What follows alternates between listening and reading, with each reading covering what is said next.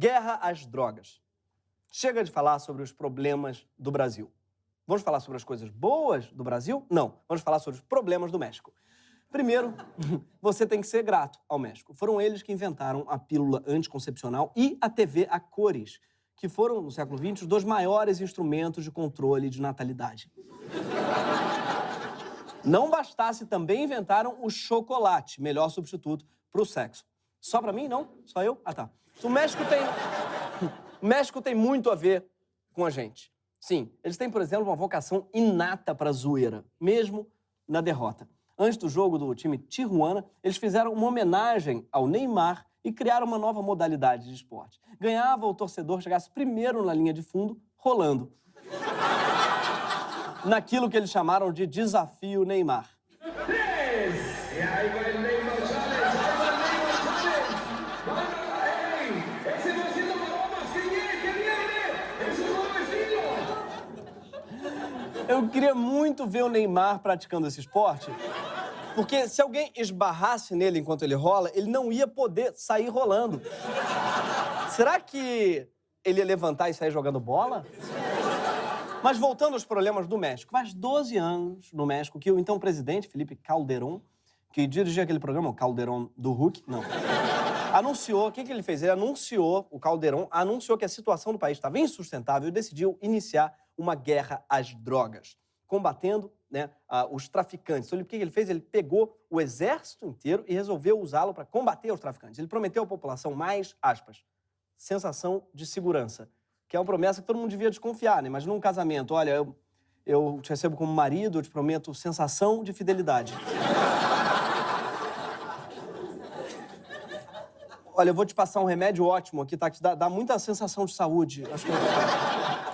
Mas sensação de segurança era tudo que o Calderón conseguia propor. Afinal, o negócio estava brabo.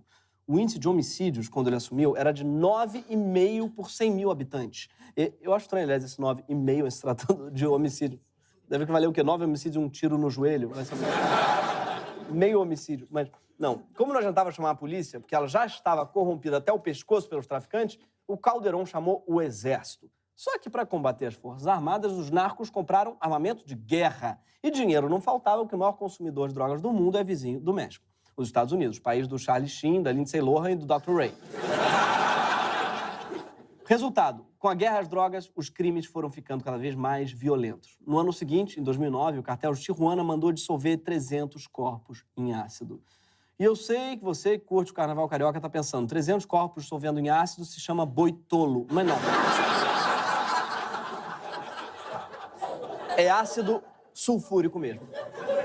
Em 2010, 72 imigrantes que tentavam chegar aos Estados Unidos foram executados pelo cartel dos Zetas. Em 2011, em Guadalajara, 2 caminhonetes e um carro foram abandonados numa ponte da cidade com 26 cadáveres. No início do governo Calderón, havia 7 cartéis de drogas no país. No final, eram 25.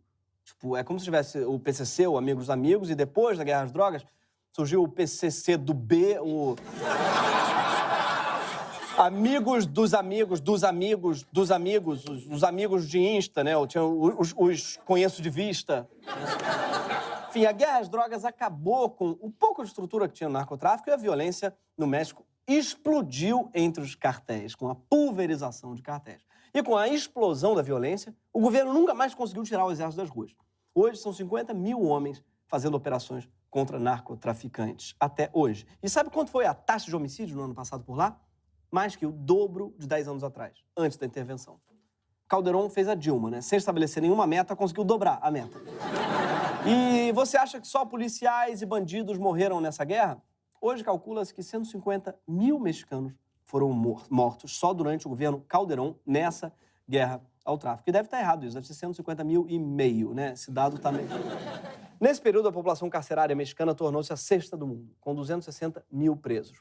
Uma lei implantada em 2009 endureceu as penas para pequenos vendedores e transportadores de drogas, o que na prática levou mais jovens pobres para a cadeia, superlotando os presídios e provocando rebeliões. Essa lei foi chamada de Lei do Narco-Varejo, que parece uma promoção da Casa e Vídeo. Narco-Varejo. El gerente de la Buego quedó-se louco. A falta de mudança levou os mexicanos a votarem na eleição seguinte no candidato do PRI, o partido Elas têm nome de patricinha paulistana. Vote na PRI. Vote na FE.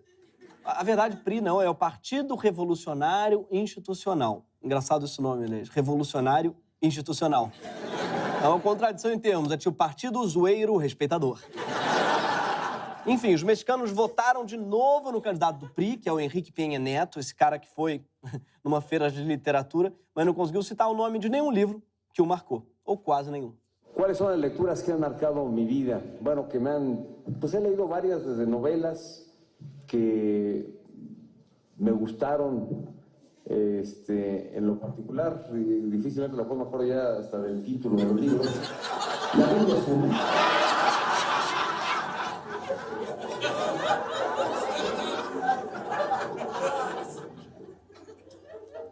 Eu conheço um ex-presidente que sabe dizer vários livros que já leu.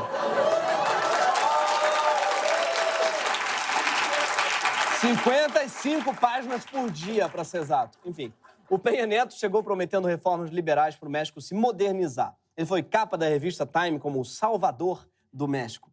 Todo mundo sabe que Salvador do México é Acapulco. Ele tá saindo... Desculpa. Corta. Ele está saindo agora sem entregar nada do que tinha prometido, porque manteve a política militarizada de combate às drogas. O resultado foi mais uma série de escândalos de violência, como o caso dos 43 estudantes que foram assassinados enquanto protestavam contra o prefeito de uma cidade pequena. E não foram os únicos. Existem 30 mil pessoas desaparecidas no México hoje. Como vimos, ano passado, a taxa de homicídios bateu um recorde histórico, foi a mais alta em 20 anos. E você, quando fala em violência no México, só pensa nisso, né?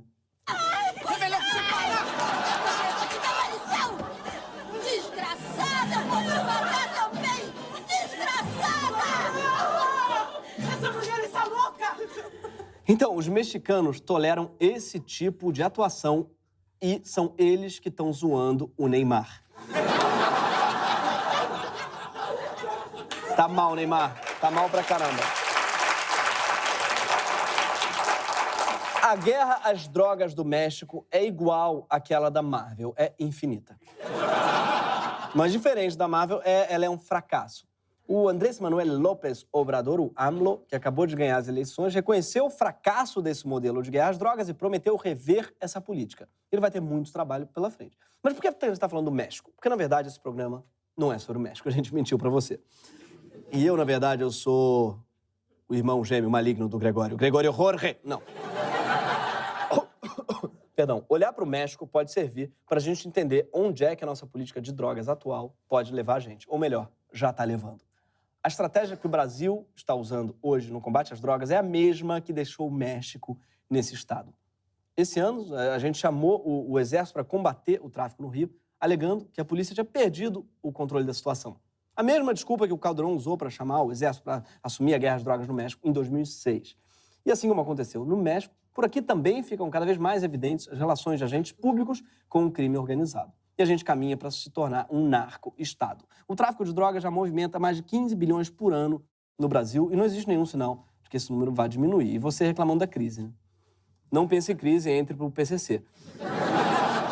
Nossa própria guerra ao tráfico já é um grande desperdício de tempo para as forças de segurança do país, que hoje estão focadas nesse combate e não na nossa proteção efetiva.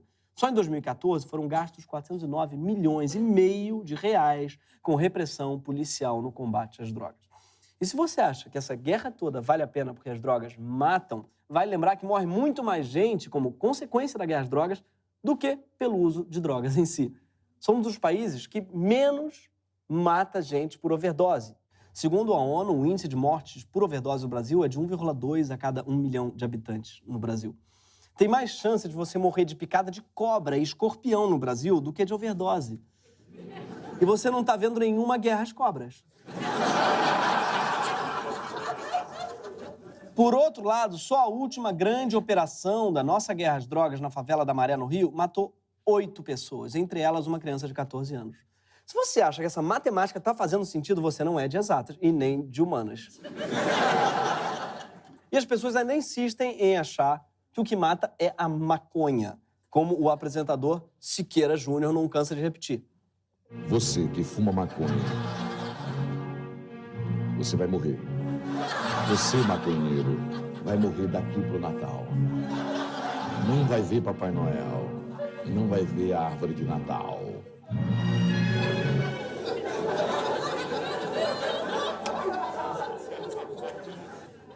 Um dado muito interessante desse programa passava numa TV que chama Ponta Verde.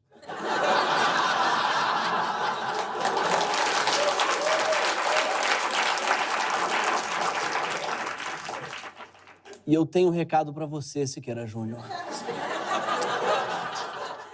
Praga não pega em maconheiro, não. Siqueira, maconheiro não morre, maconheiro vira ponta. Sua bad vibe bate no meu escudo de já e volta, amigo. Mas a nossa guerra às drogas não é só ineficiente, tá? Ela também é racista, e ela sempre foi. A primeira lei a proibir explicitamente a maconha é de 1890, 2 anos depois da abolição da escravatura. A mesma lei proibiu também a capoeira e os cultos religiosos de matriz africana. E o objetivo era, claro, cercear a liberdade dos negros e sua cultura. Sim, a cannabis chegou no Brasil no século XVI, trazida pelos homens e mulheres escravizados, e era chamado de fumo de Angola. Fica, aliás, a sugestão de gíria para os maconheiros. Partiu aí um fuminho de Angola? Bora! Mas para entender como evoluiu o tráfico de drogas no Brasil, é preciso voltar lá atrás, na chegada das caravelas, que é oficialmente quando o Brasil começou a dar errado. As trocas comerciais entre os países nos períodos das grandes navegações também serviam para trocar entorpecentes. Ou você realmente achava que eram só especiarias? Geral ficava meses num navio balançando só para comprar cravo. É cravo, gente. Aquele negócio em cima do beijinho. Que a gente tira, sabe? Ninguém encarava 6 meses de viagem para temperar um beijinho. As navegações... Vamos falar a verdade aqui, gente. As navegações eram um grande corre. É verdade.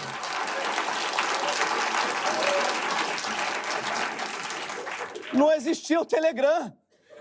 Que a gente sabe que só existe pra isso. Por que conversa se autodestrói? Bom, não quero estragar pra ninguém.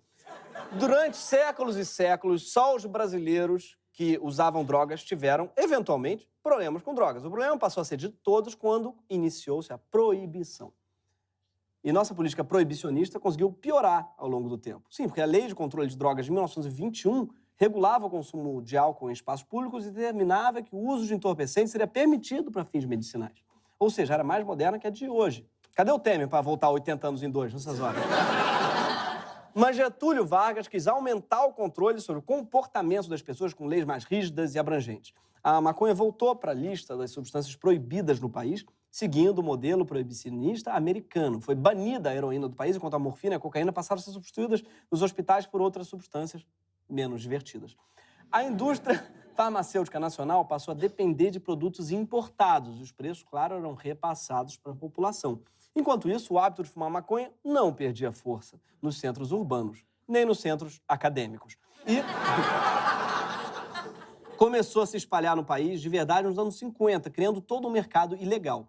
Se nos anos 40 praticamente não havia apreensão de maconha ou prisão de usuários, entre 56 e 57, a polícia de São Paulo tinha apreendido mais de 1.000 pessoas e instaurado 44 inquéritos só por causa da maconha.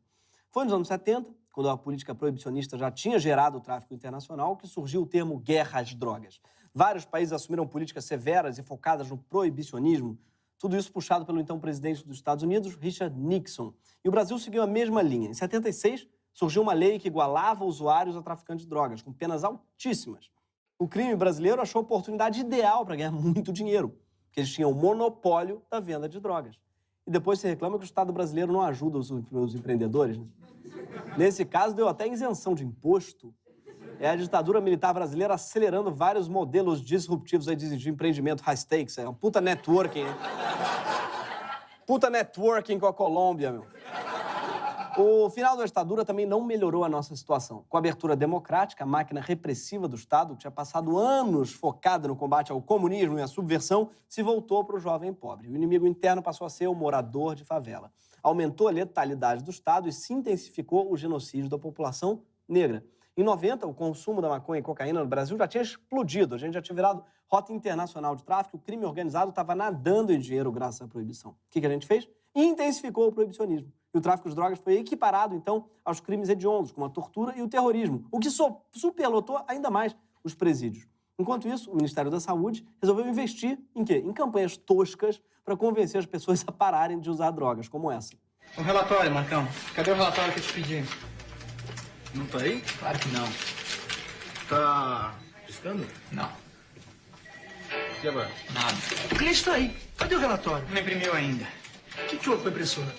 Travou. Oi? Ninguém fica mais esperto fumando maconha. Gente, o problema claramente não é o funcionário maconheiro, é o chefe que cheira pó. O maconheiro, inclusive, está à frente do seu tempo. Ele não vê mais sentido em imprimir coisas. Ele quer mandar pela nuvem. Bom, e nem adiantava muito essa propaganda, porque ao mesmo tempo tinha um monte de propaganda na TV estimulando o uso de coca. Sim, a fórmula da Coca-Cola foi originalmente feita para disfarçar a cocaína no xarope quando a droga foi proibida nos Estados Unidos. Quer dizer, disfarçar mais ou menos, né?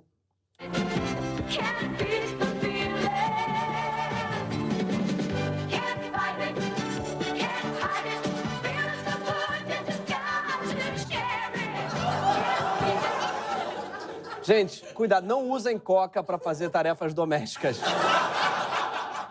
Viu o cara lavando a calçada? Desperdício de água. Por isso você vê a crise hídrica em São Paulo, que é a cidade da coca, né? O que se consome de coca ali na Berrine, ali, o pessoal lavando a rua, aquilo ali é terrível. Vai dar na crise hídrica. Vamos ficar esperto, pessoal. Adoro o cara tocando piano em pé e chutando o piano. Voltando ao Brasil, depois da loucura dos anos 90, veio a nova Lei de Drogas de 2006. Uma lei que tinha como objetivo deslocar o usuário de drogas para o sistema de saúde. Na prática, a lei deixava para o Estado a responsabilidade de interpretar se a quantidade de droga pega em flagrante com o detido era para uso próprio ou para o tráfico. O que aconteceu? Quem é preto e pobre é considerado traficante e mandado para a cadeia. Quem é branco de classe média é considerado usuário, independente da quantidade que eles têm. Como aquele filho da desembargadora, um usuário, tadinho, foi pego uns 130 quilos de maconha. E entenderam que era para consumo próprio. Imagina o tamanho do deschavador desse cara. O deschavador dele é o estado do Tocantins, meu amigo. Ele também estava com muita munição de fuzil, coitado. Deve ser porque, né, ele deve cheirar a pólvora, no caso também. Enquanto isso, a Defensoria Pública do Rio mostrou que morar em favela do Rio é agravante em condenação por tráfico de drogas. Basicamente, o que acontece é o seguinte. O juiz, né, define você é usuário ou traficante a partir do seu CEP. Sim, literalmente. Ele vê, mora em favelas, deve ser traficante, claro. E é assim que ele está aplicando a lei antidrogas no Brasil. É a pior consequência de um CEP, desde os preços do frete da Americanas.com. E aí aconteceu uma tragédia ainda maior. Entre 2005 e 2013, a população carcerária dos crimes ligados a drogas aumentou 345%, saltando de 32 mil para 146 mil presos. A lei antidrogas superlotou as penitenciárias. E assim o Brasil passou a ter a terceira maior população carcerária do mundo. O Brasil conseguiu ganhar do México nessa, e nem precisou de gol do Neymar. Está funcionando? Não. O uso de drogas ilícitas só cresceu no mundo desde o início da guerra às drogas. O volume de dinheiro que o crime fatura com esse mercado também. Só o consumo de cocaína no Brasil é de 4 vezes a média mundial. Para você ter noção, as pessoas no Brasil carregam cocaína em helicóptero.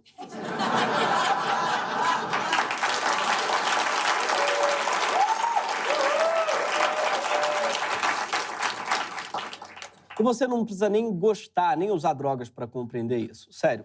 Você que se preocupa com o aumento do uso dessas substâncias, você tem razão. Drogas são um assunto sério mesmo. Elas podem mesmo ser perigosas demais para serem liberadas. Eu concordo com você, mas é bom a gente saber que é só quando as drogas são totalmente proibidas é que, na prática, elas são liberadas. Hoje, na mão do crime, qualquer um pode comprar drogas, até crianças. Traficante não pede RG.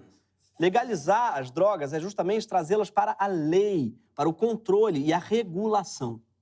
Não existe nenhuma justificativa plausível do ponto de vista médico para a proibição de algumas substâncias e a liberação de outras. Afinal, destilado de cana, também conhecido como cachaça, que é liberada, é 144 vezes mais nocivo para a saúde do que a maconha. E você sabe disso, porque você já viu, ninguém fuma um e vai fazer racha de carro. Arranja briga no bar, né, porque fuma um. Ninguém fuma um e liga pro ex. Oi, eu estou com saudade.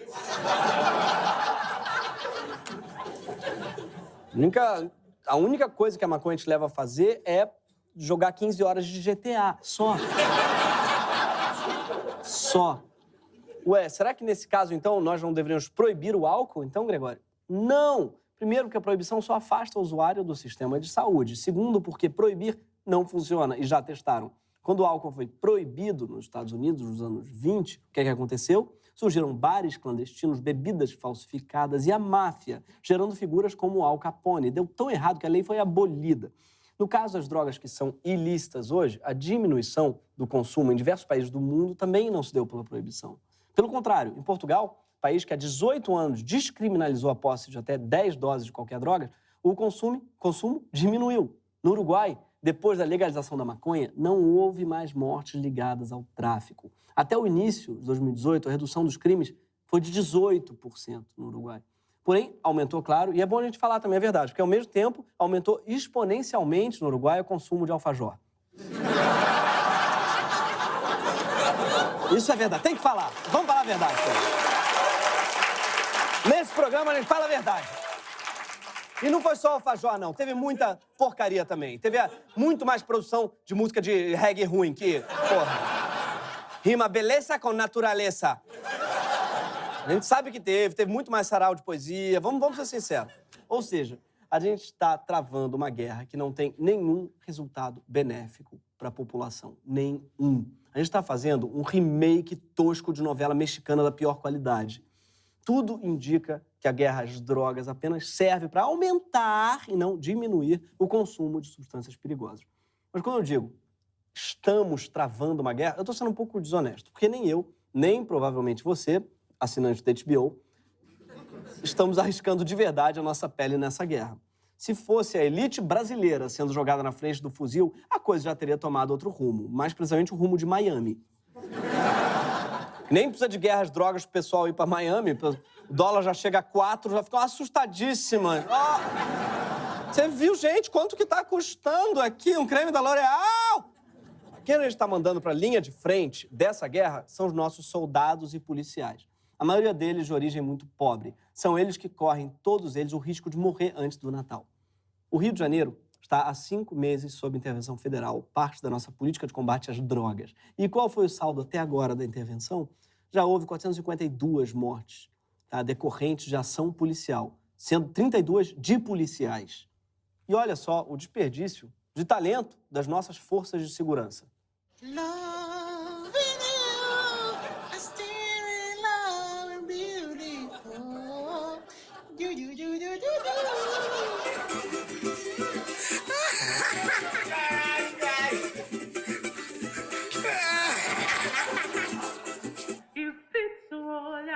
Pisco a te olhar, vou te falar, fui a lona com o seu. Meu amor me pegou.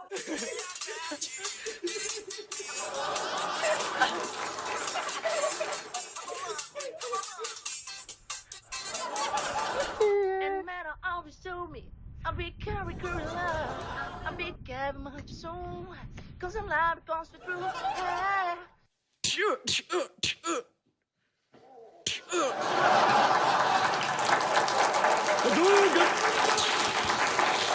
Viva o Exército Brasileiro! Esse é o famoso Intervém Show. Não muito fazer esse programa do Intervém Show, mas o mais triste, esses soldados policiais, eles não estão só morrendo, eles também estão sendo colocados para matar um monte de gente. E não só traficantes de drogas. Hoje, no Rio, 60% das mortes cometidas por policiais são originadas por um confronto relacionado com a proibição. A maconha não mata criancinhas, mas os helicópteros do Exército Brasileiro, sim. A guerra às drogas. A guerra às drogas já falhou, tá? Ela já falhou. O que está funcionando muito bem é a nossa guerra aos pobres. É isso. E eu vou terminar desse jeito, sem piada mesmo. Esse foi o Greg News, gente. Até toda sexta-feira, às 10 horas da noite, só na HBO.